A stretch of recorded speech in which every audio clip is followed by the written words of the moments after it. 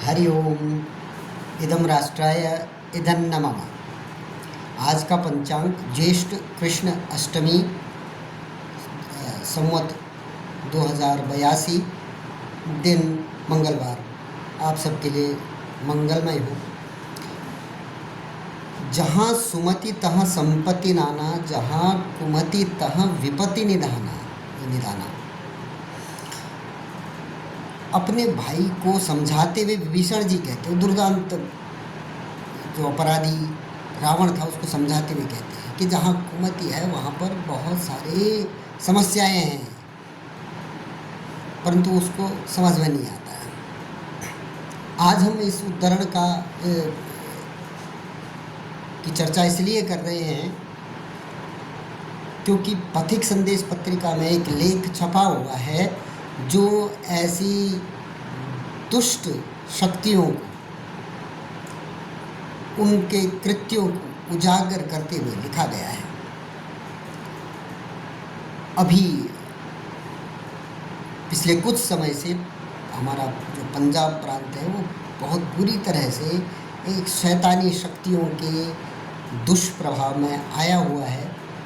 उसका एक उदाहरण पिछले माह देखने को मिला, जब एक पादरी को बलात्कार के दुर्व्यवहार के आरोप में सजा हुई, यानी आरोप सिद्ध होकर उसके ऊपर सजा भी हुई। वो उस पर एक लेख लिखा हुआ है और उससे संबंधित जो कुरीतियाँ या जो बुराइयाँ समाज में फैली हुई हैं उस पर कटाक्ष भी किया गया है। इससे पहले कि हम अपने लेख पाठन अभियान में आगे बढ़ें, आपसे अनुरोध है कि पथिक संदेश लेख पाठन अभियान को आप अपना समर्थन दीजिए। इस पोस्ट को लाइक कीजिए, इस चैनल को सब्सक्राइब कीजिए। आपको अच्छा लगता है तो इस जो भी पोस्ट हम डालते हैं लेख पाठन से संबंधित उनको अपने मित्रों के साथ साझा भी कीजिए। हमारा मंतव्य है कि राष्ट्रवादी पत्रकों, पत्रिकाओं या लेखों को उचित स्थान मिले, उनको पढ़ने का क्रम समाज में शुरू हो, क्योंकि आज का समय जो इन्फॉर्मेशन वॉर जो कहते हैं उसका है, और जहाँ पर अधिकतर जो समाचार हैं वो झूठे, भ्रमित करने वाले ऐसे प्रसारित किए जा रहे हैं। तो ऐसे में राष्ट्रवादी विचारों को प्रतिस्थापित करने वाली इन पत्रिकाओं को, जैसे पंजाब प्रांत में पथिक संदेश है, ऐसे अन्य प्रांतों में अन्य पत्रिकाएं भी हैं और पांचजन्य और ऑर्गेनाइजर जैसी राष्ट्रीय स्तर पर छपने वाली पत्रिकाएं भी हैं। हम आपसे अनुरोध करेंगे कि उन पत्रिकाओं को अपने घरों में, अपने विचारों में स्थान दीजिए। आज का लेख पाठन प्रारंभ करते हैं। शैतानी मार्ग पर पंजाब के कई पादरी। हमें चर्च या पादरियों से कोई समस्या नहीं है, परंतु उनके अंदर, उनके बीच में कुछ असामाजिक और अपराधी तत्व जो चले गए हैं उनका पटाक्षेप करना, उनके बारे में समाज को पता हो, ये सबका कर्तव्य है। इसलिए मुझे लगता है कि ये पत्रिका ने बहुत अच्छा कार्य किया कि जो पूरी थी, जो गलत चीज़ें चर्च के नाम पर या उस व्यवस्था के नाम पर समाज में फैलाई जा रही है, उसको रोकने का प्रयास उन्होंने भी करना चाहिए और बाकी समाज ने भी करना चाहिए। 19वीं सदी में पश्चिम के समाज सुधारक मार्शल टीटो ने चर्च की बुराइयों को लेकर कहा था, nearer the church farther the God, अर्थात जो जितना चर्च के नज़दीक जाता है वो ईश्वर से उतना ही दूर हो जाता है। ये उनका विश्लेषण होगा। ये ईश्वर से यह संदर्भ देने के पीछे कारण है कि बलात्कार के मामले में पंजाब के पादरी बजिंदर सिंह को सजा हुई है। मोहाली की अदालत ने बलात्कार, मारपीट और धमकी देने के मामले में एक सज़ा सुनाई है। जीरकपुर की महिला ने 2018 में पादरी बजिंदर के खिलाफ मुकदमा दर्ज कराया था। जिला अदालत ने बजिंदर को 31 मार्च 2025 को इस मामले में दोषी ठहराया। सजा से बचने के लिए बजिंदर अदालत के समक्ष गिड़गिड़ाता रहा। उसने अपने बच्चों और बीमार पत्नी का हवाला दिया, खुद को सामाजिक बताते हुए कहा कि उसकी टांगों में रॉड डली हुई है, लेकिन अदालत ने उसकी एक न सुनी। पादरी बजिंदर यौन उत्पीड़न व महिला से मारपीट के एक अन्य मामलों में भी फंसा हुआ है। जालंधर के गांव ताजपुर में the church of glory and wisdom नाम से चर्च चलाने वाला बजिंदर मूलतः उत्तर प्रदेश का रहने वाला है, परंतु उसके पिताजी हरियाणा रोडवेज से सेवानिवृत्त होने के बाद यमुनानगर में रहने लगे। 2000 के दशक की शुरुआत में यह पादरी हत्या के आरोप में जेल जा चुका है। चर्च ने भी, उन लोगों ने भी सोचना चाहिए कि किनके हाथ में आप धर्म की, अपने जो पंथ की पताका दे रहे हो। बीए करने के बाद उसे काम नहीं मिला तो वह शराब पीने लगा। एक बार उसने शराब के नशे में शहर के नारंग चिकन सेंटर के मालिक पर गोली चला दी। जेल में ही वह ईसाई बन गया, क्योंकि अपराध किया, जेल में गया, वहाँ से ईसाई बना। देखो, अच्छे लोग अपना मत परिवर्तन इस तरीके से नहीं करेंगे। क्यों करेंगे? वो तो आंतरिक विषय है। क्या ऐसे ही लोग रह गए आपके पंथ को आगे बढ़ाने के लिए? विचार का विषय है, विचार कीजिए। ईसाई बन गया और रिहा होने के बाद 2012 में चंगाई सभाएं करने लगा।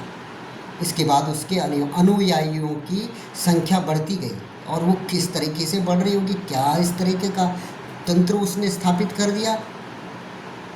होगा तो कोई एक बृहद नेटवर्क ही होगा, बड़ा नेटवर्क होगा, कुछ न कुछ, जो इस तरीके के एक अपराधी व्यक्ति को चंगाई सभा का सर्वे सर्वा बना के देखो। और उसके अनुयायी भी बढ़ गए। इसके अनुयायी उसे पापा जी कहते हैं।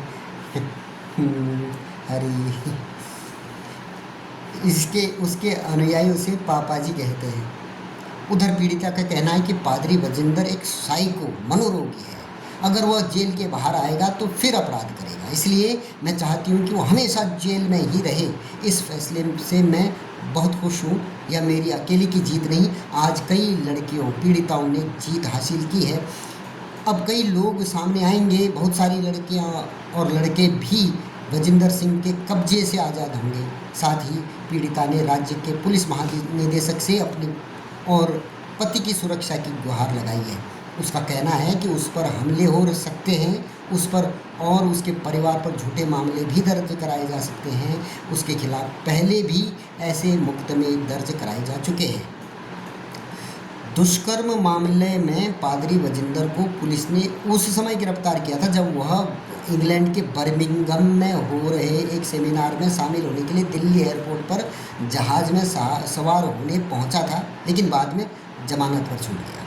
गत मार्च में उसे फिर से गिरफ्तार किया गया था। उसका एक और वीडियो सोशल मीडिया पर वायरल हुआ जिसमें वह एक महिला से मारपीट कर रहा था। इस वीडियो में बच्चे के साथ बैठी महिला के मुंह पर बजिंदर ने कापी फेंक कर मारी थी। यह महिला पादरी के पास काम करती थी। बजिंदर ने church of glory and wisdom की स्थापना 2016 में की थी, जिसकी देश भर में 260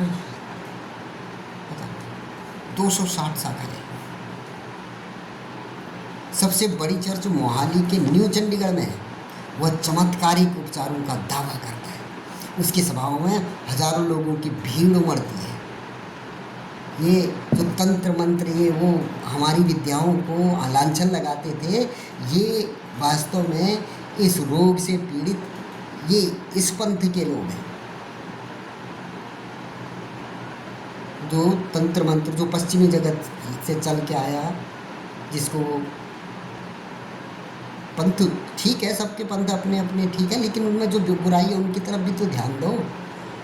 ये कि आप बोलते हो कि मॉडर्न मेडिकल साइंस, जिसको आप वास्तव में वो पश्चिमी मेडिकल साइंस जो है पश्चिमी, वो सबसे ज़्यादा अच्छा है, कारगर है बोलते हैं, और यहाँ ये चंगाई सवाए के झाड़ फूक चुटकी बजा के ठीक करने वाली, ये क्या है?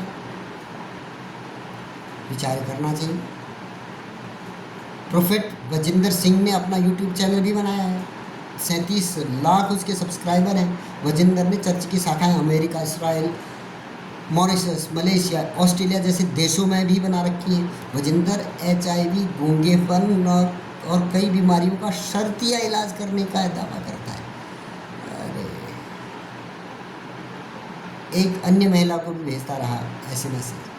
वजिंदर हमेशा से विवादों में रहा है। गत मार्च में एक अन्य महिला ने भी उस पर यौन शोषण का आरोप लगाते हुए मुकदमा दर्ज कराया था। उसने अपनी शिकायत में कहा था कि उसने दिसंबर 2017 में ताजपुर गांव स्थित उसके चर्च के सत्संग में जाना शुरू किया था। 2020 में वो चर्च की टीम में शामिल हो गए, तभी वह वजिंदर की नज़र में आई। वजिंदर ने उसका मोबाइल नंबर ले लिया और चैटिंग करने लगा। आरोप है कि उस महिला को विदेश भेजने का झांसा देकर बलात्कार किया और उसका वीडियो बनाकर वायरल करने की धमकी देने लगा। बताओ, कैंसर पीड़ित परिवार में से ऐंठे पैसे, मरीज मर गया। वजिंदर पहले भी अपने कुकृत्यों से चर्चा में आता रहा है। सितंबर 2022 में दिल्ली के एक परिवार ने आरोप लगाया था कि वजिंदर ने उसकी कैंसर पीड़ित बेटी का इलाज प्रार्थनाओं से करने के लिए पैसे मांगे, लेकिन वो बच नहीं सकी। 2023 में आयकर विभाग ने जालंधर में वजिंदर सिंह के जुड़े ठिकानों पर दबिश भी दी थी।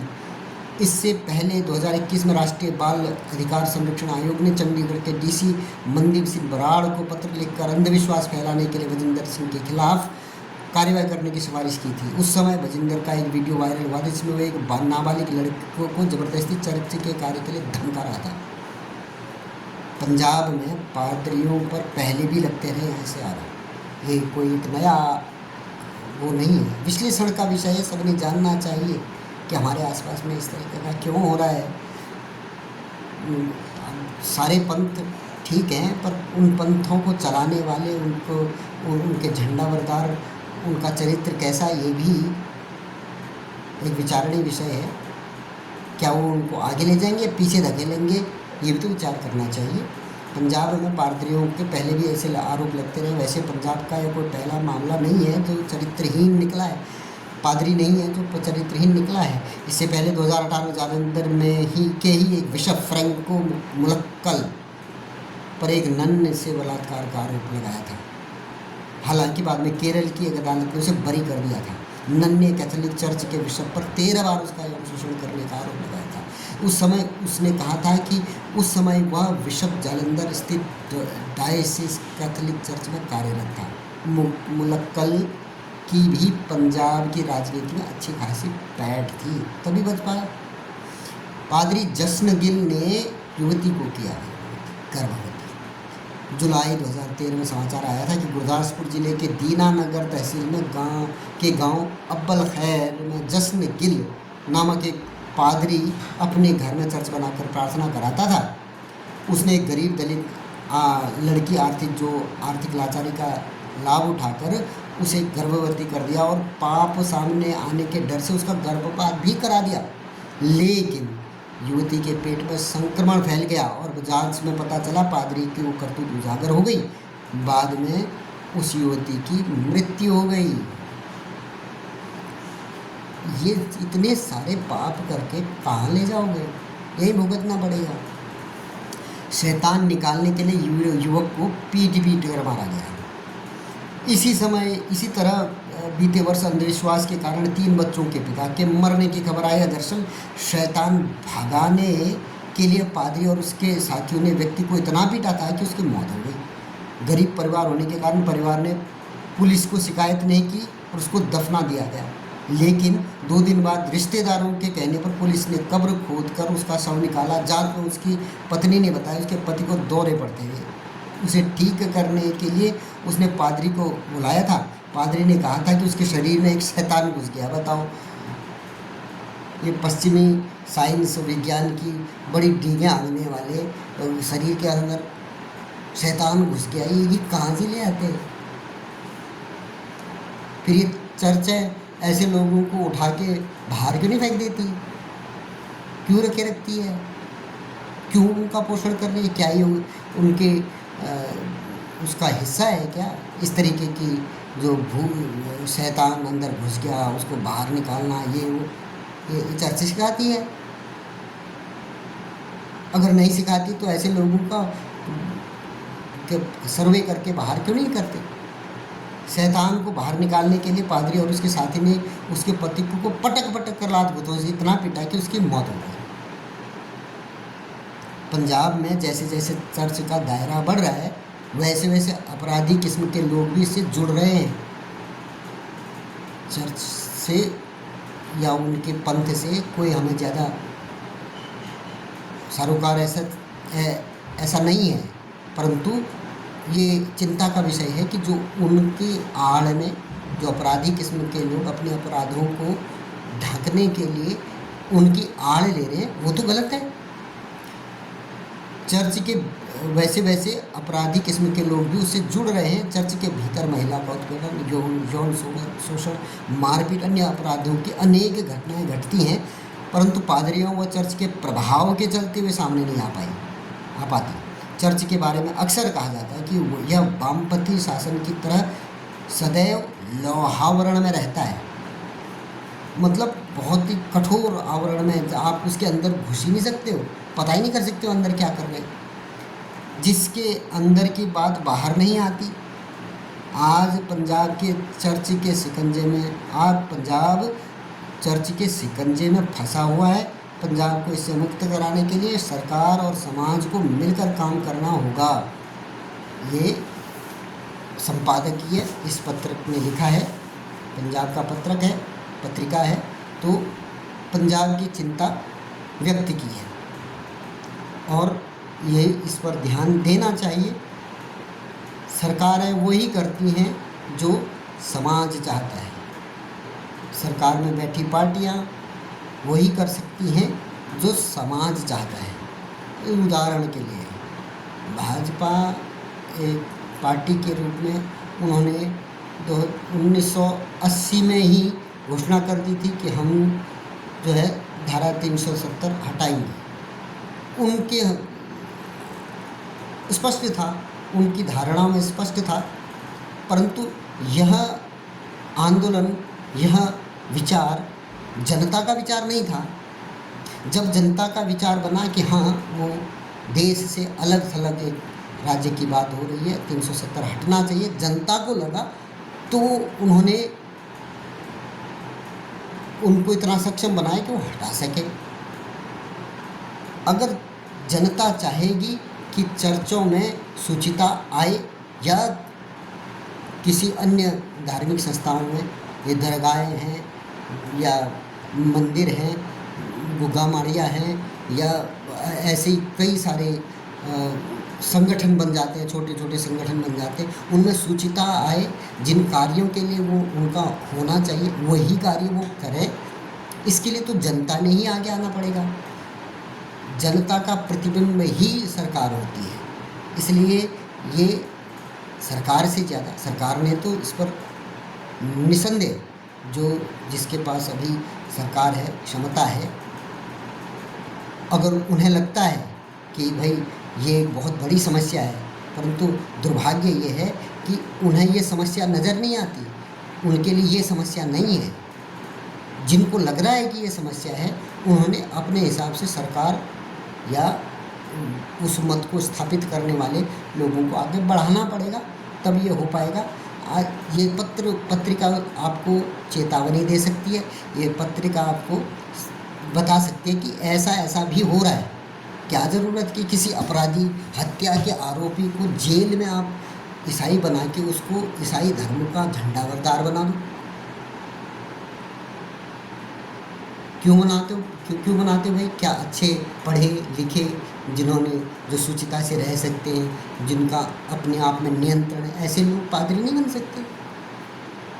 ऐसे लोग समाज का मार्गदर्शन के लिए आगे नहीं आ सकते? आलोचना नहीं है, चर्च की आलोचना नहीं है, परंतु ये जो विचारणीय विषय है ये कोई झूठ नहीं है।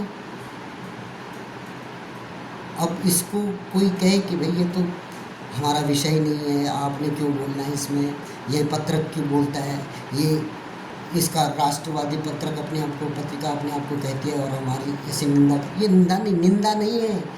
ये शुचिता के मार्ग में समाज का कोई भी अंश आए, ये प्रयास है। ये आज ये गजेंद्र सिंह का ये प्रकरण सामने आया तो सारे समाज को पता रहे कि ऐसा भी हो रहा है। क्यों नहीं जानना चाहिए व्यक्ति? इसलिए